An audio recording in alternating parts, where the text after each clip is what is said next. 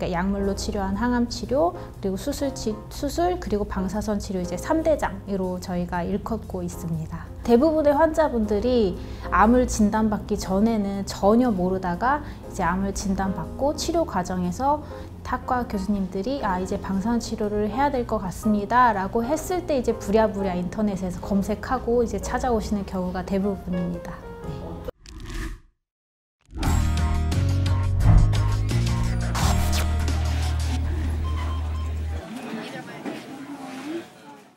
항암 약물 치료나 수술은 비교적 많이 알려져 있지만 암치료 3대장 중 하나로 꼽히는 방사선 치료는 상대적으로 잘 모르는 경우가 많다. 방사선은 어떻게 암을 치료할까? 저희는 이제 말 그대로 방사선으로 암을 치료하는 과고요. 사실 이제 방사선을 쏘이면 DNA라는 게 파괴가 되는데요. 사실 우리 몸의 세포들은 암세포뿐만 아니라 계속적으로 이제 분열과 성장을 반복하는 양상인데, 암세포 같은 경우에 이제 방사선을 맞으면 이제 분열과 성장하는 과정이 억제가 되는 거고, 정상세포 같은 경우에는 DNA가 파괴가 돼도 스스로 그거를 이제 수리할 수 있는 능력이 있기 때문에 정상세포에는 크게 손상 없이 암세포만 선택적으로 죽일 수가 있게 됩니다. 암세포는 죽이고 정상세포에는 피해가 없는 이런 특징이 고스란히 방사선 치료의 목적이자 장점이 된다. 방사선 치료의 가장 큰 목적 중에 하나는 장기를 보존할 수 있는 치료이기 때문입니다. 일단은 환자분들이 수술을 안 해서 몸에 이제 칼을 대거나 그런 것도 없고 마취에 대한 부담이 없기 때문에 아주 나이가 많으신 분들이나 이제 동반 질환이 많으신 분들한테서 좀 적용하기가 좋고, 특히 이제 폐암 같은 경우도 아주 초기에 방사선 치료를 하는 경우도 있고, 수술이 불가능할 경우 초기 같은 경우 폐암 수술을 할 때 그 부분만 잘라내는 게 아니고 폐 옆 전체를 잘라내는 수술을 하는 것이 대부분이기 때문에 이제 남아있는 폐로 생활하기 조금 어려울 정도로 폐 기능이 떨어진 분들한테는 일단은 폐도 보존할 수 있는 그런 이점이 있습니다.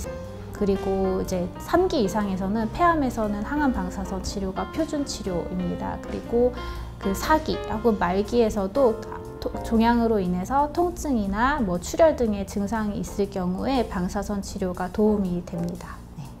유방암 환자분들이 방사선 종양학과의 거의 대부분, 그러니까 50% 가까이를 차지하고 있는데, 그 이유가 유방암 특징이 이제 눈에 보이는 덩어리를 제거를 하더라도 남아있는 유방 조직에서 재발하거나 그럴 가능성이 있기 때문에 옛날에는 이제 유방 전체를 다 잘라내는 전절제 수술을 했었는데, 그렇게 되면 이제 미용적인 것도 보기 안 좋고 또 후유증도 많고 하니까 종양 위주로 이제 적게 잘라내는 대신에 나머지 유방에는 이제 방사선 치료를 하는 게 요즘에는 그 표준 치료입니다. 그렇기 때문에 이제 환자분들의 만족도도 높고, 유방 같은 경우 이제 방사선 치료로 인한 부작용이나 그런 것도 크지 않기 때문에 굉장히 이제 유방을 보존할 수 있는 장점이 있고, 결국에는 궁극적으로는 좀 더 정확하고 좀 더 세게, 안전하게, 그리고 빠르게 이렇게가 될 것 같은데요.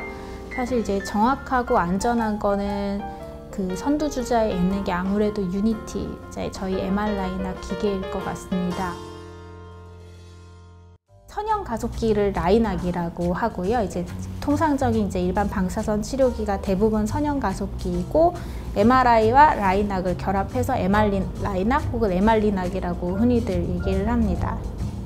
사실 우리나라에서는 고해상도 1.5테슬라는 유니티가 처음이고, 구조물들이 아주 잘 보일 수가 있는 장점이 있고, 두 번째로는 우리가 직접 방사선이 나가는 그 시점에는 영상을 따로 획득하지 않기 때문에 어찌됐건 간에 그 치료 전 영상을 참고해서 치료를 하는 반면에, 유니티 같은 경우는 치료 중에 실시간으로 그 장기나 이런 것들을 직접 보면서 치료를 할 수 있어서, 예를 들어 환자분들이 그 치료 중에 이제 갑자기 이제 숨을 깊게 쉰다던가, 그래서 치료하는 범위 내에서 그 타겟이 벗어났을 때 그런 거를 실시간으로 관찰을 할 수가 있습니다.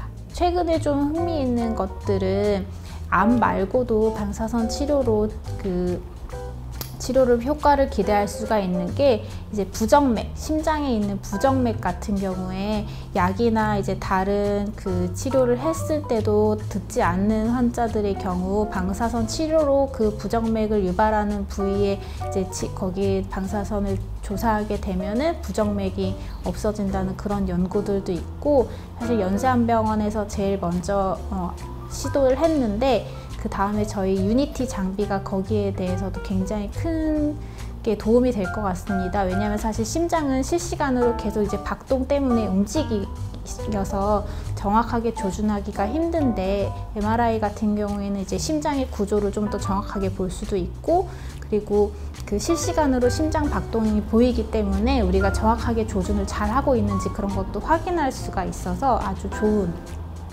그 장비가 될 것 같습니다. 방사선 치료의 최초와 최첨단에 달리는 강남 세브란스 병원에서는 암 정복을 위해 지금도 많은 연구를 진행하고 있다. 사실 이제 시대가 바뀌면서 방사선 치료가 이제 암 치료의 이제 곁다리라기보단 이제 주류로 자리 잡게 되었는데요. 사실 그 암 치료 자체가 워낙 힘든 일이기 때문에 수술과 항암 역할에 더불어 방사선 치료의 역할도 굉장히 클 거라고 생각을 하고 있습니다. 특히 방사선 치료가 앞서 말한 장점 외에 수술이라든지 항암 치료의 효과를 좀 더 높여줄 수 있는 그 치료 방법이 될 것 같고요. 특히 요즘에는 면역 항암제를 많이 쓰고 있기 때문에 방사선 치료와 면역 항암제의 병합요법이 저희의 사실 주된 관심사이기도 합니다. 왜냐하면 방사선 치료를 하면은 어떻게 됐건 면역 항암제 환자에서 방사선 치료가 양날의 검이거든요.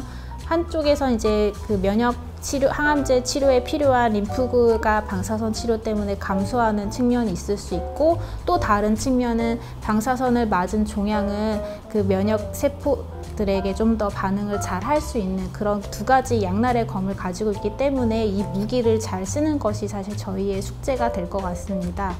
그래서 좀 더 이제 그쪽 방향으로 면역 항암제와 방사선 치료를 함께 할 수 있는 그런 프로토콜을 개발하는 것도 저희의 목표이고요. 방사선 치료는 외과 수술에 비해 비교적 역사가 짧지만 유방암과 폐암 등 방사선 치료가 표준 치료로 자리 잡은 암들이 더 많다. 여기에 강남 세브란스 병원처럼 꾸준히 방사선 종양학을 선도하고 적극적으로 첨단 기기를 도입하는 노력이 더해진다면 앞으로 방사선 치료는 암을 이겨내는 더 좋은 도구가 될 것이다.